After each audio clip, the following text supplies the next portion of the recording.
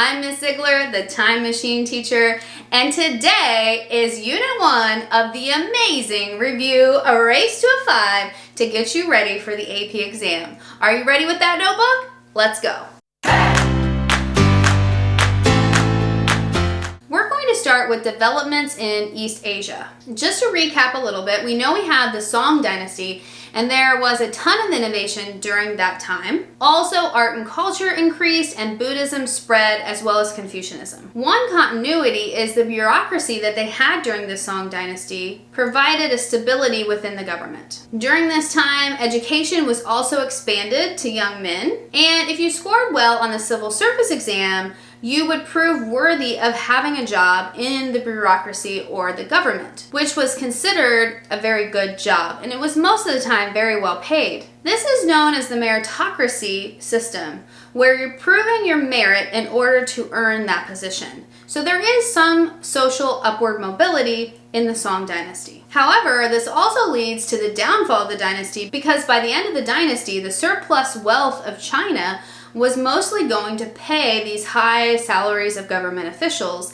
and China was running out of money due to the amount of bureaucracy that they had within the dynasty. We know during the Tang Dynasty, the Grand Canal was expanded, which further helps the economy. They also spread gunpowder, and they had a new form of rice called champa rice, which would increase nutrition amongst the peasants. They also have large manufacturing facilities during this time. The social structure in China was the aristocracy, or the landowners, and then we had what was called the scholar gentry. They were educated in Confucianism and Confucius ideals and philosophy, and they usually held positions in the government, followed by the farmers, artisans, merchants, and peasants at the bottom. The role of women during this time is that they were respected, however, they were still under the authority of men. They also were limited by a practice called foot binding, which basically, when you were young as a woman, they would wrap your foot with cloth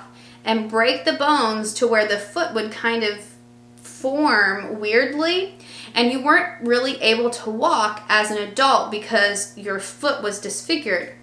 This will eventually be banned in the 1900s. However, while it was around, it really limited what women could do as they got older. If you've seen Mulan, notice that Mulan's grandmother walks with a cane and she has very tiny feet.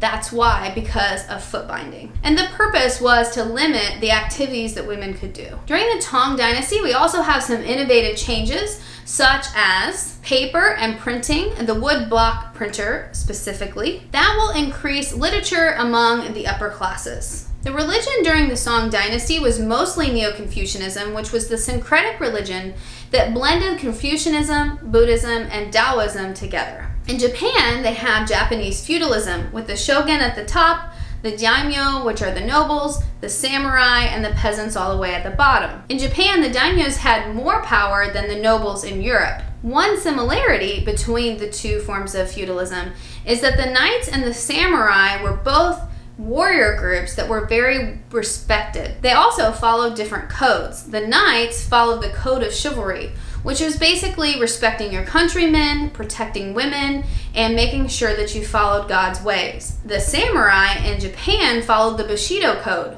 which was all about loyalty and honor in death. It also had to do with martial arts and practicing of martial arts. Moving on now to the developments in Dar al-Islam. Islam also spreads to Spain under the Umayyad Caliphate. While in Spain, the Muslims have toleration for other religions, and they actually coexist very well. They also promote trade and learning, especially in the Learning Center in Cordoba, where they had a large library and the interaction between all three religions. Due to this, Islamic ideas will also spread throughout Europe. Under the Abbasid Caliphate, learning advanced, and in Baghdad they had what was known as the House of Wisdom, where people came from all over the world to learn. There were some challenges to the Abbasid Caliphate, however. One of those challenges were the Egyptian Mamluks. They were purchased slaves who served in the military as soldiers as well as in the government as bureaucrats. So they had a little bit more freedom than a normal slave would have. Eventually, they take over Egypt. They prosper at first, but they will eventually decline as Europeans increase trade. Another challenge to the Abbasid Caliphate were the Seljuk Turks. They are led by a sultan and were in constant competition with the Abbasid Caliphate. And last but not least are the Mongols. The Mongols were the ones that brought an end to the Abbasid Caliphate when they conquered them in 1258. They also ended the Seljuk rule and made their way into Egypt, where they were stopped by the Mamluks. Cultural contributions include translations of Greek text into the Arabic text. They studied math that came from India and eventually spread it to Europe. They also adopted papermaking and spread that to Europe as well. Women in the Islamic world often wore a hijab or sometimes a veil. They were allowed to study and read as long as it wasn't done in the presence of a man. They were also allowed to inherit property, and under Islam, the killing of female babies was outlawed. They could also remarry and get a divorce under certain circumstances. They did have higher status than those in Christianity or Judaism. Moving on to developments in South and Southeast Asia. In southern India, between the years of 1336 and 1646, there was the Vijayanagara Empire. It was run by two brothers before it was eventually overthrown by the Muslims. In northern India, after the Gupta Empire falls, the Rajput Kingdom began. This was basically a decentralized government run by Hindu clans. They are also eventually invaded by the Muslims. The Delhi Sultanate is conquered by the Muslims in the 1200s. They imposed the jizya tax on all non-Muslims within the Delhi Sultanate. Local kingdoms retain some control in the government there, and they're also the reason why the Mongols cannot defeat that area. 1526, they are overtaken by the Mughals. Moving on now to religion in South Asia. Muslims appealed to the lower class because they rejected the Hindu caste system. However, those who converted usually didn't increase their status very much because they lacked the wealth and opportunities that education would give them. Another event that takes place during this time is the Bhakti movement. This was a Hindu movement that emphasized traditional teaching rather than rituals. It was somewhat of a mystical movement that supported more of a personal relationship with the deity, as well as not discriminating against women or lower classes. It helped spread Hinduism since it focused more on tradition than it did rituals. Let's go now to Southeast Asia. In Southeast Asia, there were sea-based empires that mostly controlled the sea trade. There were also land-based empires that were more agricultural and focusing on irrigation. The Angkor Empire was one of the land-based empires that had a really good irrigation system as well as a drainage system. It led to an extremely good economy, and they were able to build temples that are still there today. Islam spread in this area through Sufi missionaries. Moving on now to the other side, the Americas. In the Americas, we have a couple groups of Native Americans. One group is the Cahokias. They live in the Mississippi River Valley in what is now North America. They built mounds that are still there today, and they had a matrilineal society, which means that your status was determined by your mother's side instead of your father's side. They will decline around 1450. The Mayans were another Native American group, and they are led by city-states which each have a king, sometimes a queen if there were no male heirs to take over. They practice human sacrifice in their religious ceremonies. Definitely would not want to be a prisoner of war for the Mayans, or you would probably be one of the sacrifices. Kings claimed to be descendants of God, and citizens became the military if a war occurred. They had no central government, but very innovative in science and writing, as well as making their own calendar. They were polytheistic, and they also invented chocolate. And every time I eat a Reese cup, I'm really glad they did. Then we have the Aztecs. They were located around modern-day Mexico City. They had a vast system of aqueducts which provided water to the city, and they also built pyramids. They were a theocracy, which means their government was run basically by their religion, and it was a polytheistic religion. They also practiced human sacrifices, so you did not want to be one of their enemies. Women were highly valued within their culture. They were in charge of making the cloth that was used in the ritual of human sacrificing. The Spanish conquered them in 1519 with the help of the Aztecs' enemies. We also have the Inca in South America. The Inca used the Mita system, which meant that men that were from the age of 15 to 50 would work in public service, helping build infrastructure, and give some time to serve their community. This system will later be adopted by the Europeans when they come over to the New World. Their religion was polytheistic with some animism sprinkled in. Animism basically means that elements of the physical world had godlike powers. They were destroyed in part from diseases brought by the Europeans as well as the conquistadors led by Pizarro in 1572. Moving back to Africa now, political structures were mostly kin-based clans or tribes. The trans-Saharan trade route also stimulates the economy in northern Africa, and Islam spreads through missionaries on the trade route. Due to the trans-Saharan trade route, several kingdoms will rise. For example, Ghana is known for gold and salt. Mali becomes a very wealthy kingdom because of the trans-Saharan trade route, and Mansa Musa becomes the richest man of the world. Zimbabwe also prospers during this time because of the Indian Ocean trade route. It's there that we see the Swahili language begin, which is a syncretic language between the Bantu and the Arabic. It's a blend of those two. Ethiopia is a Christian nation. Christianity ends up spreading to Ethiopia, and they also prosper from trade. Social structures in Africa are mostly women doing the farming and the food gathering, while men dominate specialized labor such as blacksmith and trade. Culturally in Africa, they have what's called oral history through a griot. A griot is basically a storyteller who keeps the history for the people and continues to tell it through time. They use this as a way to preserve history without having it written down. Moving on now to Europe. After the fall of Rome in 476, there was a need for protection, and that's when feudalism begins. Feudalism is basically the monarch at the top, followed by the nobles and the knights and the peasants at the bottom. This is a political system in order to provide safety for the area.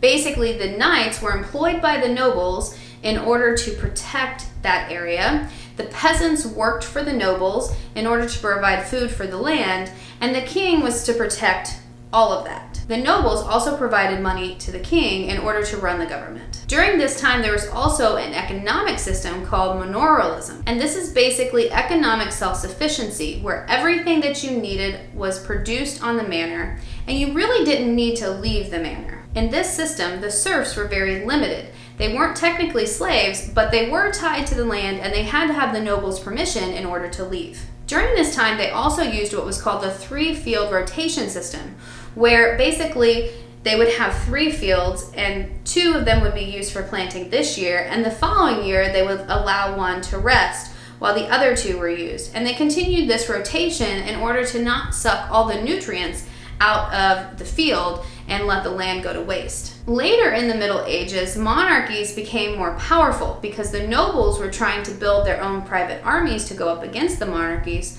and so the monarchies had to constantly fight for their power. For example, in France, King Philip IV began the Estates General. The Estates General was basically an advisory body that was made up from the 3 estates: the clergy, the nobility, and the peasants. Each estate paid taxes, but because the 3rd estate was the majority of the population, the heaviest amount of tax fell on them. This will eventually be a problem and lead to the French Revolution, which we'll discuss in Unit 5. Also during this time, the Holy Roman Empire also existed, but it was almost destroyed during the 30 Years' War. It would later come to an end when Napoleon invaded in 1806. Other important developments include the Magna Carta in 1215. This was a document that limited the powers of the king. And in 1265, the English Parliament was created, which gave more powers to the nobles. In 1337 to 1453, the 100 Years' War occurred. This was a war between the English and the French. By the end of the war, the English had only really gained 1 port. However, there were some changes that resulted from this war. As a result of that war, the people start to identify themselves with their monarch. For example, if they're under the French monarch, they start to look at themselves as French. If they're under the English monarch, they start to look at themselves as English, versus as someone from a specific region. This war also spreads the use of gunpowder. Social change occurs during long-distance trade as well, and the middle class begins to grow. The middle class is known as the bourgeoisie. They are shopkeepers, merchants, craftspeople. Cities also begin to grow, and in the 1300s, the Black Death spreads throughout Europe. This is also known as the bubonic plague. It's so bad it kills 1/3 of the Europeans, and as a result, feudalism dies out because there are not enough peasants to do the work, and they can now expect more money for their labors. They can also demand more from the nobles as far as better treatment goes. Anti-Semitism was also on the rise during this time. Christians looked at Jews as untrustworthy and as outsiders. They blamed them for the Black Death, and many of the Jews were expelled from Western Europe, forced to relocate to Eastern Europe. Muslims who did not convert to Christianity were also kicked out of Europe, and women had very little rights and were rarely educated during this time. The expansion of trade brings about vast riches for the middle class, and as a result, the Renaissance starts. This occurs because there were many who had a little bit of extra money, and they were able to commission artists in order to show off their wealth. It's based on Greek and Roman art and literature. During this time, the Gutenberg press was developed, and printing became cheaper and more widespread. There was also more of an interest in humanism rather than just focusing on God. It focused more on the individual. There was an increased use of the vernacular language or the local language. Many great artists became famous during this time. Just to name a few, we have Leonardo da Vinci. His nickname was the Renaissance Man because he could do just about everything. He was into science and sculpture and art. We also had Michelangelo, who painted the ceiling of the Sistine Chapel. He was quite the character for sure. He didn't like baths because he thought that it made people sick, so he was kind of smelly. Raphael was another artist who painted with a lot of perspective and made it look very 3D, and also Donatello. If you recognize these names, you might recognize them as the Ninja Turtles. That is an easy way to remember some Renaissance artists, because all of the turtles are named after Renaissance artists. Moving on now to Russia, Kiev Rus becomes a center for trade. They adopted the Orthodox Christianity from the Byzantine Empire. Let's do a little comparison of this time frame between the empires. There is a lot of state building and empire growth going on during this time, and basically they do this through a centralized government. One example of this is the Song dynasty. During the Song dynasty, there are several technical and cultural advances. When the Abbasid Caliphate declines, several Muslim states rise up to take its place. In South and Southeast Asia, we have sea-based kingdoms as well as land-based kingdoms. Mali is created and centrally governed. In Europe, eventually centralized states start to develop. Throughout this time, though, Japan stays decentralized and mostly tribal, which is different from most states at this time. Definitely, state building occurs through trade, and it causes innovations of technology to spread. For example, the Song dynasty spreads porcelain and silk. The Swahili city-states are able to rise up because of the wealth from trade. And Mali is another example of a state that develops from trade. Religion also plays a part in state building because it unifies the state. For example, in China, the Confucian beliefs and the civil service exams unify most of the dynasties. And in Europe, the Roman Catholic Church provides stability during the Middle Ages. That concludes Unit 1. Thank you so much for listening, and if you haven't subscribed yet, make sure and do so and hit that notification bell so that you don't miss a thing. I'll see you next time. Spread to the Europe. Will also spread throughout Europe. They are also eventually in 1526. They are in